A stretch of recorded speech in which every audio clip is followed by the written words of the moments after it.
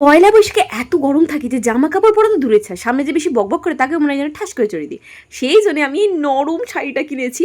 যার কাছ থেকে কিনেছি তার নাম্বারটা স্ক্রিনে মেনশন করে দিয়েছি, চাইলে যোগাযোগ করতে পারো হোয়াটসঅ্যাপে। সাথে মিনিমাল মেকআপ করার জন্য মিন্ত্রা থেকে কিছু মেকআপ প্রোডাক্টস নিয়েছি। প্রত্যেকটা লিঙ্ক যদি তোমরা ইনস্টাগ্রাম থেকে দেখো তোমাদেরকে আমি ডিএম করে দেবো, আর যদি তোমরা ইউটিউব থেকে দেখে দেখো তোমরা কমিউনিটি পোস্ট চেক করতে পারো। আর ফেসবুক থেকে যারা দেখছো তারা কোন প্রোডাক্টের লিঙ্ক চাই কমেন্ট করো, দিয়ে দিচ্ছি। এত গরমে নাইটি ছাড়া কিছু পড়তে ইচ্ছে করবে না ঠিকই, কিন্তু কিছু তো পড়তে হবেই না। নববর্ষ বলে কথা, পয়লা বৈশাখ মানে আমরা ছোটবেলা থেকে অনুষ্ঠানের কথা জানতাম, নাচ গান আবৃত্তি যে যেরকম পারতাম সেরকমই করতাম। এবারেও পয়লা বৈশাখটা সেরকম কিছুই প্ল্যান আছে, যদিও এবারে পয়লা বৈশাখটা আমার কাছে ভীষণ স্পেশাল হতে চলেছে। সেটা কেন সেটা অবশ্যই ব্লগে দেখতে হবে।